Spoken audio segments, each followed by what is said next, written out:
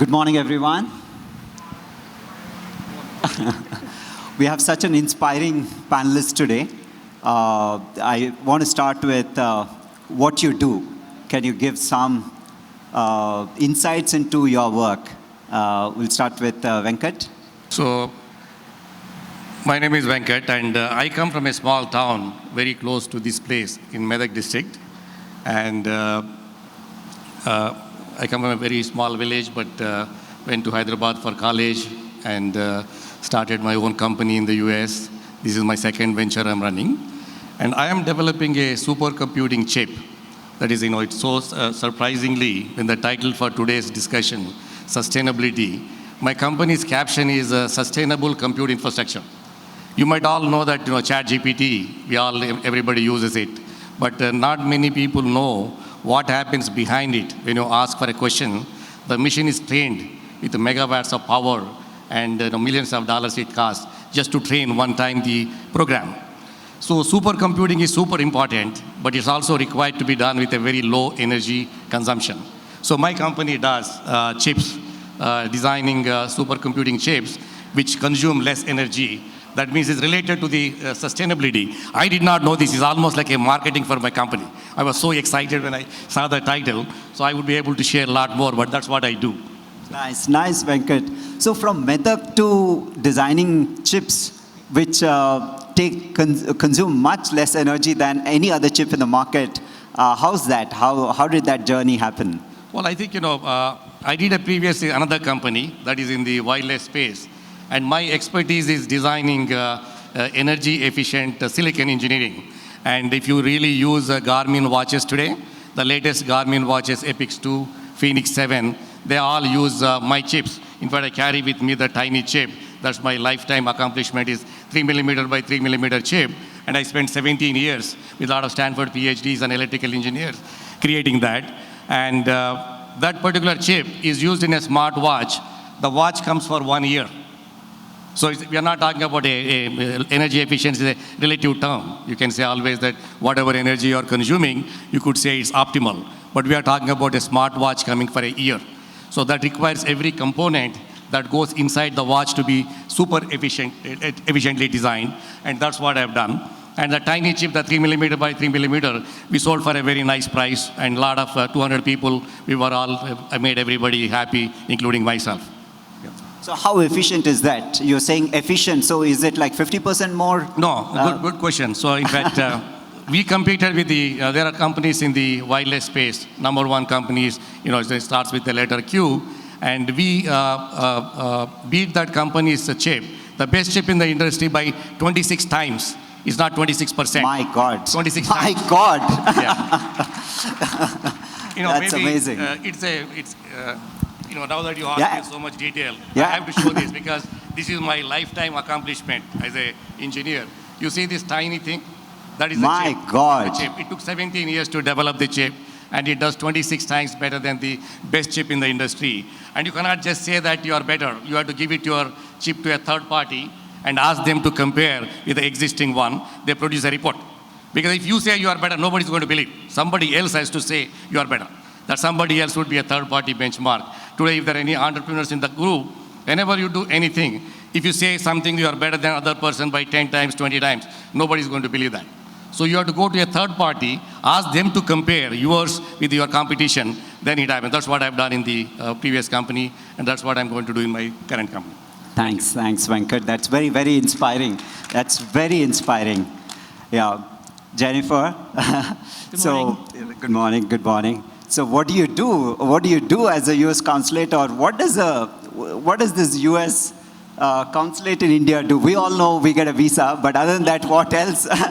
What else does the consulate do, and what do you do personally, and why are you doing what you're doing, from a talk show to now bureaucrat? Yeah. Thank you. So I actually don't produce anything like Venkat does. So I think the way that we're trying to work towards sustainability at the consulate here in Hyderabad with my team is building sustainable bridges and relationships with India and maintaining those. And when we're talking about sustainability, we're looking very far into the future. Our two countries are natural partners. and especially when it comes to thinking about things like climate change, sustainability, and all the ways that you can think about it. What we do here is represent the United States to the Indian people and try to help us create and sort of prosper together. We have many consulates throughout the country, as well as our embassy in Delhi. What got me here was I was a student in Cairo some years back and was studying Arabic literature and just had a profound sense of life. It changes your life when you're able to go and live in another culture. It is just absolutely life-changing. And I thought that's something that I would like to be able to share with other people. And so, for example, we get the chance to bring students from India to the United States for their studies, which in many ways is life-changing. And that's something that I'm really proud of and I'm really committed to. Thank you. Yeah, absolutely. I myself did a small course in Stanford, and I can relate to it so much. It's really life-changing in the way that I actually pursue studies now. It is a very short time that I spent there, but it's very, very different from what I had experienced all through my life. Thank you. Yeah. Ramanan, yeah. So, very inspiring. Actually, you are the first TED speaker, not a TEDx speaker. You're the first TED speaker that I'm like shaking my hands with. Sure, there'll be many in the crowd over there. Yeah, looking forward to that. So, like, what do you do? And why you do what you do? So, that's an interesting question. So, how many of you have ever taken an antibiotic? Raise your hands if you've taken an antibiotic. Piche? Nobody's taken antibiotics? Antibiotics are the most prescribed drugs on the planet. Most prescribed drugs on the planet. We've only had them for about 80 years. But in the process of using it, we have destroyed their value because every time you use antibiotics, the bacteria become resistant to the antibiotics. And therefore, we either have to change the antibiotics. So today, the antibiotics that are being used are very different from the ones 30 years ago. They're also much more expensive, much more expensive. So a lot of my career has been around this one problem, which is on how you sustainably use antibiotics, because these save lives. Literally billions of lives have been saved in history because of having access to antibiotics in India, globally as well. Before that, if you had a bacterial infection, if you had even a small cut in your finger, if it became infected, you died. That was the outcome of it. I arrived at this place in a very different way. Of course, in my day job, I'm a professor at Princeton. I teach, I do research. I work on investing in new antibiotics. I chair a product development partnership that actually funds companies to develop new antibiotics. But I actually got to this problem very much from sustainability, which was my first passion and interest has actually always been the environment and sustainability, because in India, sustainability is not a choice. Sustainability is what we're inbred with. We don't really waste stuff because we don't have very much to begin with, right? So sustainability doesn't have to be taught to us in some way. In some sense, we have to be taught to not become unsustainable, right? We started from a good place, and it is a danger to move into the place where we don't want to be. Take these plastic bottles, for instance. We don't realize plastic bottles that same bottle will be here 500 years from now, and, polluting the environment. This is not the way in which we used to do things. This is how I arrived into antibiotics itself. In fact, I went to the US, thanks to the US consulate in Chennai, to study at the University of Washington. And I went there to study environmental economics. But in the process, I learned that there are many other problems to which you can understand through this lens of how you look at the environment and sustainability. And of course, I've applied it largely to one problem, although there are many others. But now the work is now expanded to a concept which we now call One Health. And One Health is the idea that our health, animal health, and environmental health are very closely related. Again, a concept that in India we know in an instinctive way, but is not the way in which most of the world lives. I mean, we take for granted that we can take as much we want from the planet, use as much as we want, but things will still be the same. We are now realizing from climate change, we're realizing from many other things that is not the way it is going to be. And so that's really been my journey. Nice, nice. But let me just plug in. This is a glass bottle. In a sustainability conference, this is not a plastic I'm commercial so happy one-time to see that. use. I'm so happy to see. That's a reusable glass bottle. And there are many other such things in today's conference, like this thing is again reusable. Like you use and you have to drop it back in a box, which they will reuse it. So these are some of the steps that like each one of us could do towards sustainable future. But why are you such an enemy of, what did you say, antibiotics? Like if it's so bad, why are we all having it? So this is a mistake, right? So antibiotics are very powerful drugs. You have to understand, before we had antibiotics, very simple things could kill us. But today, people take antibiotics just if they have a small cough. Now, how many of you know that viral infections don't respond to antibiotics? Antibiotics will only kill bacteria, not viruses. So some people here know this. But if we have a cough or just a fever, most of the time it's not a bacterial infection. So we are way overusing antibiotics in India, in other countries. And this is true in every country. It's true in the US, it's true in Europe. So what happens if you overuse it? So every time you use an antibiotic, you're killing off the bacteria that are sensitive to the antibiotic. You're only allowing the ones that are resistant to survive. So over time, the population of the resistant bacteria starts at 1 in 1 million and then slowly keeps growing till it's 1 in 10, 1 in 5, then 1 in 1. Now, many antibiotics simply do not work in India at all, even if you've never taken antibiotics, because someone else has taken antibiotics but doesn't work for you at all.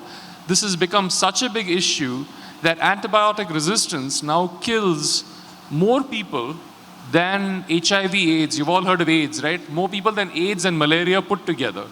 It is the third largest killer in the world, antibiotic resistance, particularly big problem for India. So every time we take antibiotics, we really should be careful and think about, is this really essential for me? Which is sustainability. Yeah. And for me, sustainability was this environment, eco-friendly, don't use plastic bottles and etc. And you're all giving a very different definition of sustainability.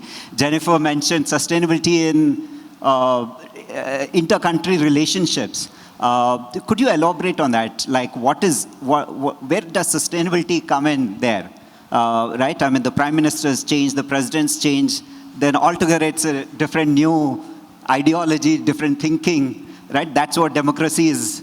That's the advantage and the disadvantage of democracy. So how does sustainability, how can you sustain the relationships and what the previous prime minister has mentioned and etc. Yeah. So thank you. That's a great question. I think that, first of all, it's not, the governments do change every 4 years, every 5 years. In some places, they'll never change.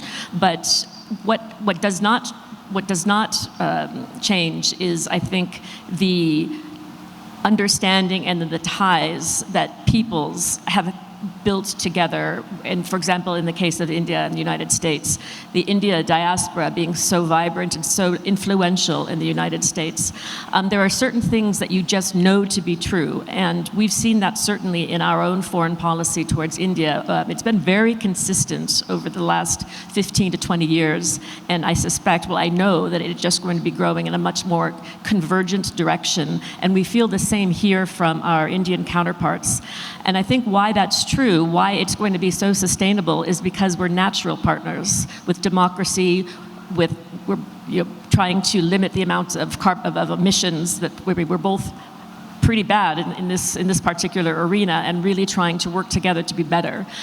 This may sound like I'm trying to be very optimistic, but it's very true. The type of work that we do together is going to affect for generations to come, whether that be education, whether that be working together on climate change, whether that be working together on maintaining the integrity of the geopolitics around us. It's just a really exciting time, I think, to be here in India as a diplomat, and it will carry itself, I think, and that's what I mean about sustainability. Thank you, Jennifer.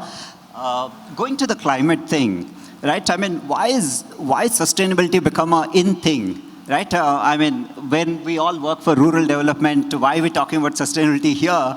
And why is the world talking about sustainability? I mean, your president, our prime minister, they're all talking about companies, startups, everybody's talking about sustainability. Like, why now? Why has that become a hot topic now? I think we're in a moment in which it's just become too urgent to ignore, and there's been a coalescing around this fact. I mean, I look at the wildfires, for example, in the United States, or famine, or desertification, or migration around the world, migration dependent on climate change.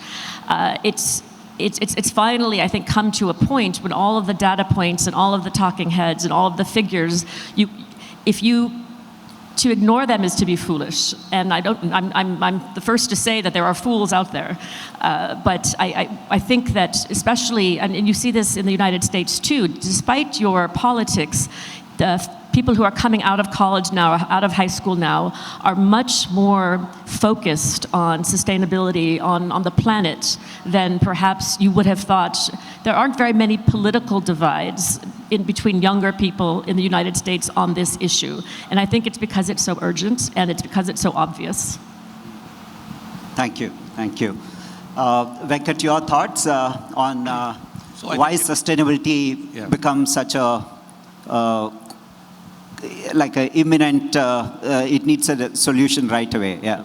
So I think, very high level, why it is a very difficult thing to accomplish is that it's not one person's problem or one country or one state. When we talk about the sustainability, we are talking about the whole earth, certain temperature, maintaining certain temperature, which was before the industrial revolutions. And it is very difficult to do because it's not one country is contributing to it, everybody contributing to the emissions.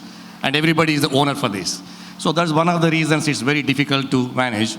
And why now? Because you might be hearing about the thing that carbon neutral mandate. That's one of the critical initiative. If the whole world owns this problem, that the problem has to be defined at that level. So that's why the carbon neutral thing came, saying that we have to achieve carbon neutral in the whole world. But the not so great thing about is that everybody is given an option, saying that it's like an exam is there. Instead of saying that so-and-so year we all pass the exam, ask everybody when you want to pass the exam. If I ask the question, I would say that I would pass the exam after 20 years. So for example, every country has a different number. China wants 2060. That means 2060 we want to be carbon neutral. India says 2070. Somebody says 2030. So the goals are right, but in terms of, there's nothing like we cannot enforce now. It's a common issue across the whole world, but everybody choosing to opt when they would be carbon neutral or a net zero emissions. That's a very, one of the things is very important thing to note. And the other one, of course, is that you are seeing the temperature going up and certain things would not be great for any country. And that is the reason that it becomes important. And I see going forward, for example, you won't be able to use whatever the way you want to consume energy today. You can put whatever ACs, whatever computing, you can use whatever you want as long as you have money. And that won't be the case. You will be given carbon credits. That means if you want to write a software, you just cannot write by sleeping and drinking beer. You have to be very, very smart to write a small code which consumes a less amount of computing. And that's coming. It's a question of time. But you would not be asking somebody to write an application for you. You'll be asking them to write an application consuming only this many carbon credits. And you'll be paying for that. And this is something that, you can mark this one that, you will be hearing that, 5 years from now. You don't give a contract to somebody saying, here is my functionality. You would say, here is my functionality. You're supposed to consume only this many credits. And that's when that if you become an expert now, we will have a better career going forward. Wow, that's quite insightful for a software guy in me. Wow, that's a very different future that we are seeing. Ramnan, your thoughts? I appreciate what Venkat is saying, because this is a very classic, what you call a tragedy of the commons. Somebody else is not doing something, so why should I do it kind of an idea. But that is not going to get us to a solution because, the US is waiting for India to act, India is waiting for China to act, China is waiting for everyone else to act. Sustainability to me is a personal value. It is also a personal journey. So if you are thinking that I should do sustainability because it is something that other people want me to do, the United Nations wants me to do, that's not really why we do sustainability. Sustainability has to be an ingrained value which comes from, say, when Mahatma Gandhi says, there's enough in the planet to meet everyone's need, but not to meet everyone's greed. That is really what sustainability is, which is that we're here for a short time, we consume just what is needed, but we don't destroy the planet on our way out. And that can be at the small level. It doesn't have to be at the level of fighting climate change, doesn't have to be at the level of doing anything grand. If you start with that value, I think that you will find that sustainability is not just an act of generosity of you to the rest of society. It is something that will enrich you. It is something which makes a lot of economic sense in a lot of ways. When you reduce energy consumption in your house, you save the money immediately. Yesterday, very few of you people would know this. I didn't know it till yesterday. I was visiting a place called the Green Business Center that was set up by USAID and a few other entities and CII in Hyderabad. This is the first LEED Platinum rated building in the world. LEED Platinum is the highest rating of a building. And this was the first building LEED Platinum outside of the US, which is in Hyderabad. This is the first net zero building in the country, which is in Hyderabad. You should go see it because it really reflects so much of the way in which houses are typically built in India. And this is achieving the same standard that people spend so much money to achieve in other parts of the world. And I saw a quote from the founder, which I thought was very interesting, the guy who set up this Green Business Council. He said, if you can change the way in which you build, maybe what you build can change the world. And you think about it. Every day we're doing these things. We're buying flats, we are buying cars, we are making choices as consumers. Sustainability is in those acts itself. And of course, from that comes the need for business opportunities, entrepreneurship. I'm sure Kakatiya Sandbox is doing amazing things where you can then build on top of it. But sustainability has to first emerge from within you, not because of listening to someone else or anything else. It really has to be a feeling that comes from within you. Got it. Thanks. And one of the counter arguments for the sustainability is that it impacts economic development. Like if nobody is buying clothes, right, because they want to be sustainable, or nobody is spending money, or right, it's going to have a negative impact on the economy. What are your thoughts on that? Is it something to worry about, or what are your thoughts on that? What is the argument against sustainability? Yeah. I think one thing is that I agree with Ramana that everything has to start from at the individual level. Every day, what choices you make, you will come across. I think somebody asked at the end of the session, we are going to ask what Funny did. So he basically, used somebody else's quote. So he's reusing the quote. So he's not like having another new quote like that. So it's a reuse, recycling, replacing with electrical energy with something else. So all these things are your own decisions. You can make a difference. It's not that, government has to mandate. But coming back to this question of why is it, not happening, there has to be incentive for everybody to do it. Nobody does anything unless there's an incentive. Suppose if somebody is going to give you more money if you sell a sustainable clothing, they'll make it. But if they make it and if nobody buys because the price is higher, they're not going to make it. So that's why sometimes it's very individual level you can do. That's in your control. And it makes a huge difference, by the way. But it comes to the other level, it has to be a lot more people have to be involved, different organizations, policy makers. You are involving everybody. Anytime you involve more than one is difficult. And if that more than one is not your own, it's more difficult. So in this case, you are talking about some other agency. So it's almost very, very difficult. Yeah. So I think that's what my take would be. Yeah, absolutely. Like one of the initiatives that we do is Better Cotton Initiative at Sandbox. We work with 1 lakh farmers in taking cotton farmers to towards a pesticide-free free trade to grow free trade cotton. And over there we could, the companies like Nike and Marks and Spencers and etc., they're willing to pay 25%, 30% premium if the cotton comes through a sustainable pesticide-free and child labor-free cotton. Yeah, those things are certainly, there is an economic incentive for that, yeah. Any thoughts from from you to add on to that, the counter argument. How do you counter the counter argument of sustainability?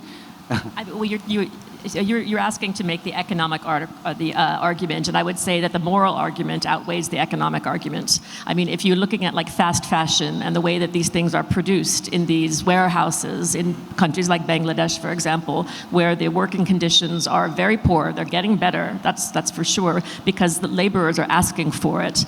But if you raise those wages, produce less clothing, for example, a higher amount on the clothing. I mean, I'm not an economist, but eventually it's going to even out. I mean, but again, I think the moral responsibility outweighs the economic responsibility for at least in the short term.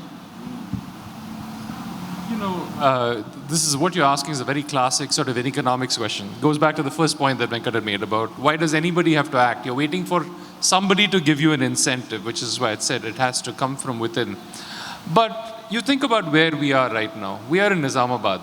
There's a whole bunch of people who are here, not because there's any incentive for them to do it. Raju Reddy is here, Funny is here. You are here because you're in Nizamabad. You're not in Kerala. You're not somewhere else. This is the community you come from, and you care about this particular community. There are many examples. In fact, the first woman to win an economics Nobel Prize, Elinor Ostrom, what she won the Nobel Prize was to point out that very often communities will come together to solve problems and ensure sustainability because it benefits the community as a whole, because it is not just economics, it is that you care about what your neighbor thinks of you, right? So if you throw trash on the street, in Singapore you'll get a fine, but even without that they won't do it because you know what their neighbor will think of them.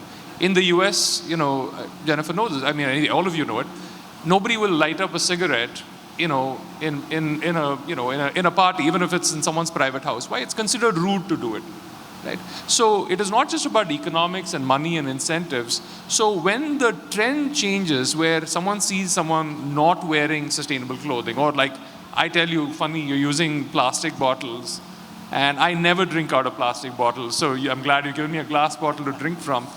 These are incentives which don't come just from money exchange. They come from the way in which we treat each other. And that's why these solutions will emerge from places like Nizamabad, because you have a strong community here.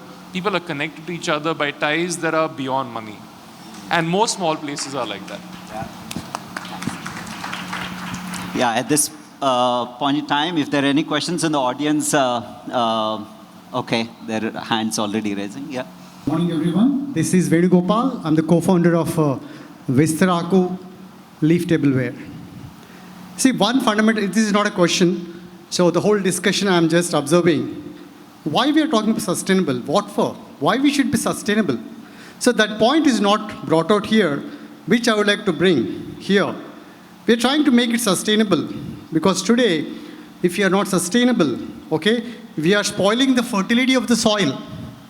Okay, that's important. If the fertility of the soil is not there, tomorrow we can't grow food.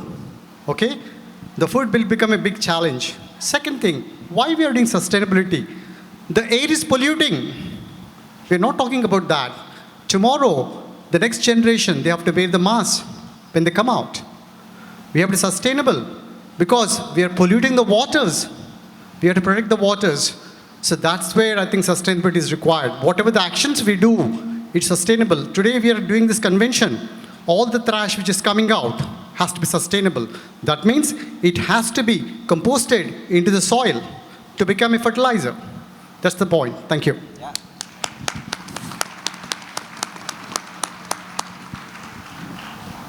Check. Thank you, Mr. Gopal. Any more questions? Any more questions that we have? Any more questions? A lot of people were taking a lot of notes, and okay, there's a question. Maybe a lot of questions were answered as we discussed. discussed. Yeah, please. One question for Ramnan. First of all, thank you for your very insightful points that you made. I'm also curious from your One Health perspective. You talked about equating animal health with human health, right? In that same length of string, we would also have to equate with plant health also, right? Because at the end of the day, plant health, animal health will depend on plant health, and plant health would depend on eventually affect the human health as well. So I'm curious, why did you choose equate the human health with animal health per se. What I was trying to say was One Health is actually a concept. So we are the One Health Trust, but One Health is there's a UN commission on One Health. There's a WHO commission on One Health. It is this recognition that human health is connected to environmental health, which covers plants as well as animal health. At one sense, you go to any farmer outside here and you explain this to me, he'll say, that's the most obvious concept in the world, right? Why are you having a UN commission on this? You could have come and asked me about it, right? But you take COVID. COVID really triggered this for a lot of people. The idea that diseases could spread from bats to humans, that we're connected in that way. Most people have never heard of this word called zoonotic disease. Today, many of you know that word. But this is the world, I've always lived in, which is we're always concerned about these kinds of spillovers. We're always concerned about, I'll give you an example again of plant health, an idea. For many years, fungal infections in the Netherlands were not treatable. They were highly drug resistant. They couldn't figure out where this drug resistance is coming from. Then they realized it was because that same antifungals were being used on the tulips. Tulips are a big crop in the Netherlands. They were using them there. The fungus was becoming resistant there, transferring to the patients and killing people in the Netherlands. So there are many such examples. At a gut level, I think most of India understands this. Most people around the world understand it.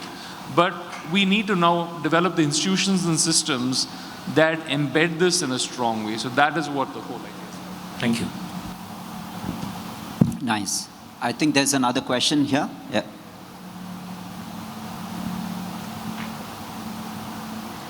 My question is to Venkat. To many of us who enjoy potato chips, can you explain the connect between the miniaturization, the extreme efficiency that you spoke about, and sustainability? It's a very tough one. If you ask the same thing on a computer chip, I would be. But even in the potato chips, I'm just guessing on my own understanding. And the gentleman who mentioned that we did not discuss about the sustainability at the highest level. All the problems that we are talking about with the polluting the water, everything if you take down, there's only one thing, that's the temperature of the whole earth. What is decided at some certain point, that is changing. Because we cannot have multiple problems for the same. So that's the root cause of that one. Every sustainability thing becomes, you consume energy. Energy is not going to come free. That means you have to do something. When you do something, carbon dioxide will be emitted.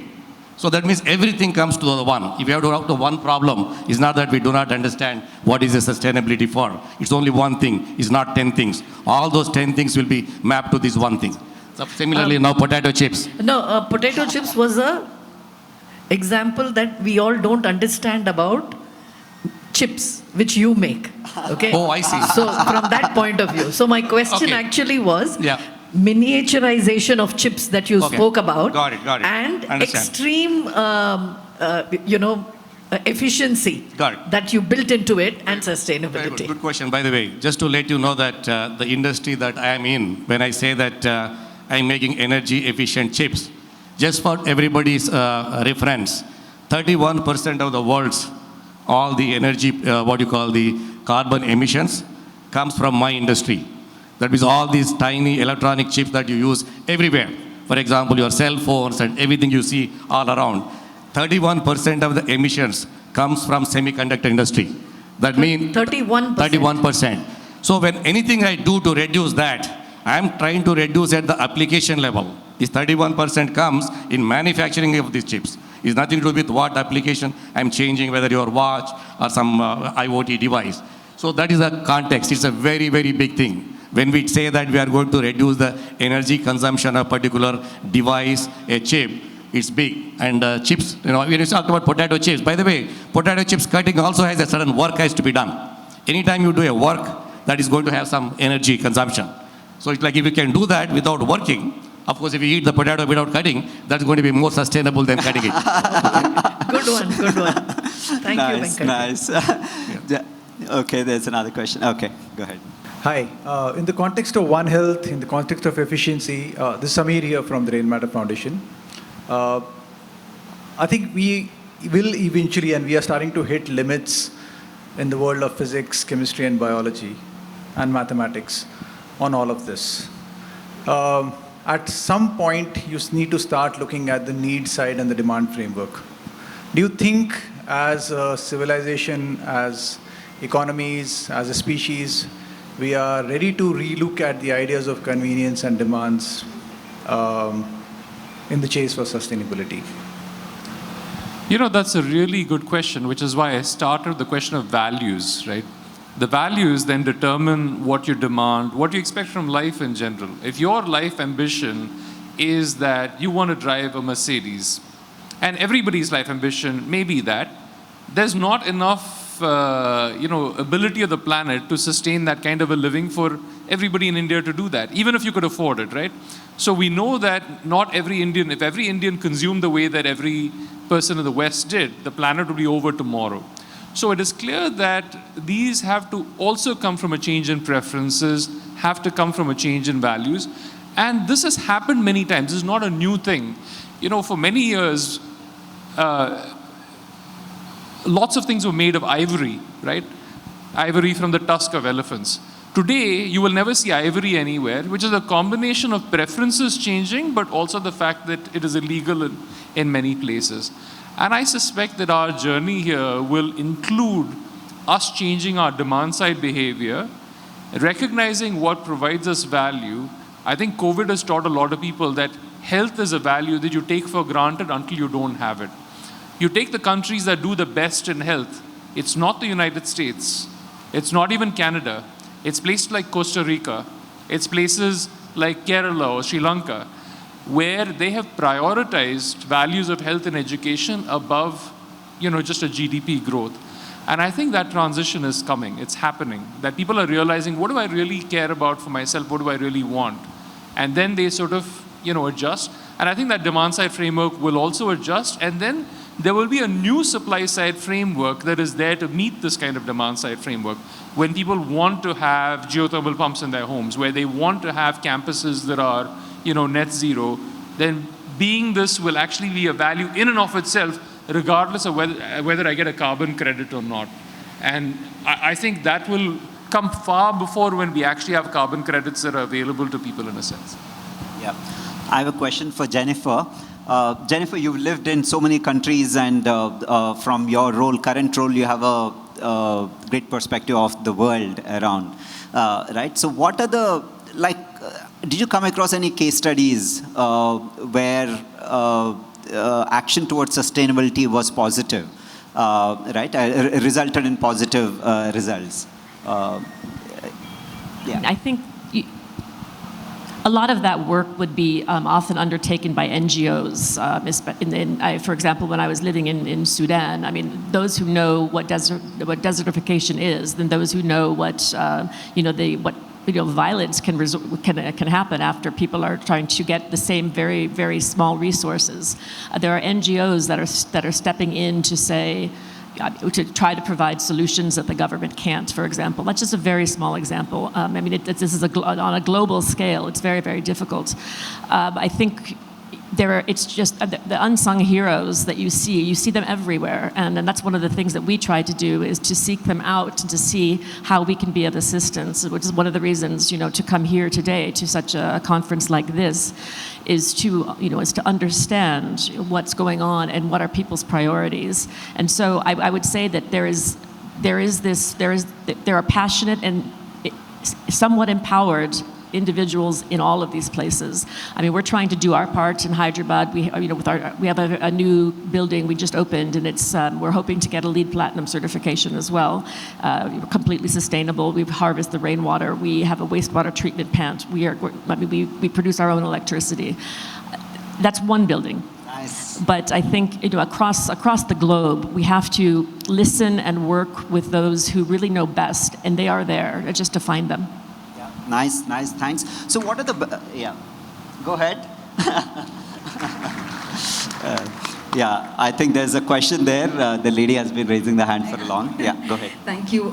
First of all, it's glad to listen to all of your opinions. I'm Deepika, managing Green Skills and Sustainability at 1M1B, which is the United Nations accredited foundation. We are closely working with Government of Telangana and TASC. So the main umbrella that we work under is the 17 SDGs, being the 17 important problems that the world is facing. So my question is to Jennifer. What is the role of US Consulate in advancing these 17 global goals? Well, I think we take it sort of part by part. To be honest, we're not looking at all 17 goals necessarily as something that we can do, but it's through small grants that we do. We have USAID programs, for example, that are working on. There's a project that I really like, not far from here, called Trees Outside of Forests. We're working on greater access for women in the workplace. Also, a lot of English language programs. We've seen that there's a need for, and all of these contribute, I think, to these things in some small ways, but we haven't really put them into those 17 categories necessarily. When we are supporting small businesses, for example, in and around Telangana, whether it be through a grant or whether it be through a training opportunity or sending somebody to the United States to learn from that particular industry there, I think those are some of the ways that we're supporting this, and I hope that answers your question.